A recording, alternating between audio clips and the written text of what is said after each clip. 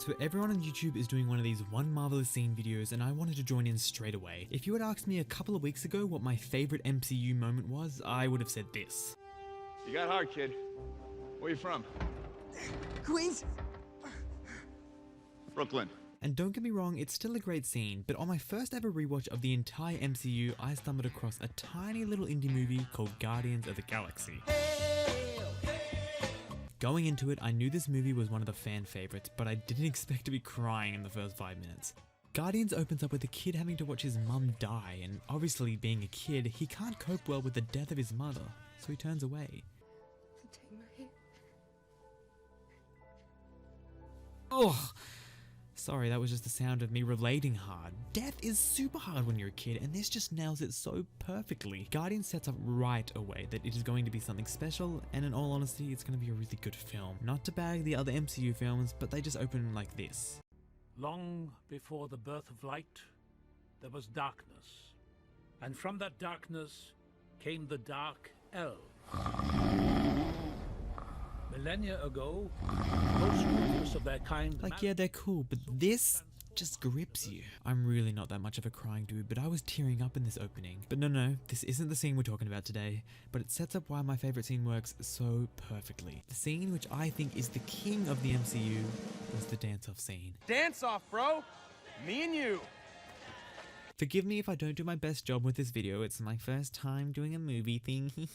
So the heroes are at an all-time low. Ronan is about to destroy the entire planet and Chris motherfucking Pratt just starts singing and dancing. Firstly, this perfectly captures the spirit of his character. It's just a distraction for Rocket and Drax to create a gun from scrap, which I think you can actually see Rocket starting to do in this overhead shot. But also, it just comes off in such a comedic way without being cringy in the slightest. Props to you, Chris Pratt. But the first part is just full of so much humor, like this gets me every time. Come on. Subtle. Take it back. Then after a wickedly awesome slow-mo shot, seriously check this shit out, Peter grabs the Infinity Stone. This is obviously a massive sacrifice as the film showed us that anyone who touches one will just die, but it also works for the showing of the arc of Peter Quill. He doesn't care just about himself anymore like he did at the start of the movie. Now this is the best part, this is my favorite part, okay. While Peter is being tortured to death by the stone, you hear... Wait a second, that rings a bell. And then it clicks. It clicks the same way for you as it does for Peter. That slow head turn, Peter sees his mother. This moment is beautifully captured with one word. Peter has spent his entire life trying to forget his mother because of the grief it has caused him, and in this moment, he sees her. This is the moment that Peter's character comes full circle. The denouement, if you will. That's right, I do indeed take a literature class. I think it's fair to say that one of the movie's big themes is family, and although Peter's real family is gone, he now acknowledges this and ignites a strong connection with his new family, the Guardians of the Galaxy. The scene also works brilliantly for Gamora's character, showing that although she doesn't really know it yet, or she doesn't want to admit it to herself yet, she does love someone. I absolutely love how Peter takes a second to raise his hand, thinking it through, and as soon as he does, he is back to reality with Gamora. The scene gives everyone a chance to shine, except for Group Rip. The way Drax and even Rocket painfully slumber to help with the stone, expecting to die. They were willing to sacrifice themselves just to belong for the first time and who knows when.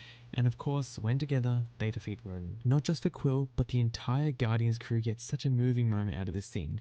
It's truly, unironically, and honestly beautiful, and it is my favorite scene in the MCU. Possibly one of my favorites in cinema.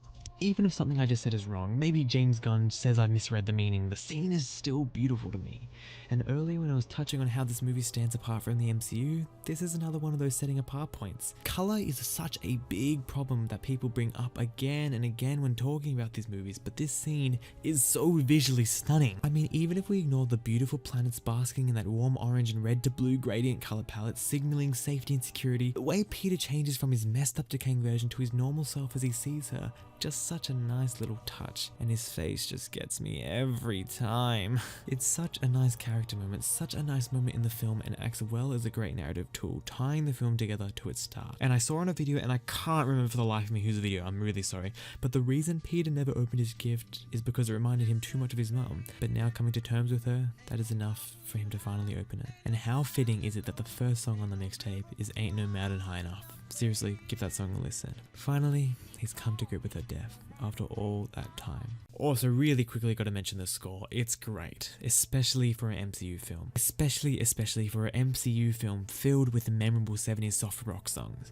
I don't even know if I've put into words correctly how much I love this scene. I just want to get it out of my system and hopefully we can have a discussion about it and the other scenes from Guardians or the other scenes from the MCU together. I just hope one day, just one day, I can make something as powerful as this. James Gunn is amazing. Thank you for rehiring him. Now seriously, check out all the other One Marvelous Scene videos. I know I'm just jumping on the bandwagon, but I really needed a chance to talk about this scene. My name's Snugboy. I swear I'm going to start making videos soon. I'm just in school. It's really hard. Leave me a comment or a like or whatever. Have a really nice day and I'll catch you all later.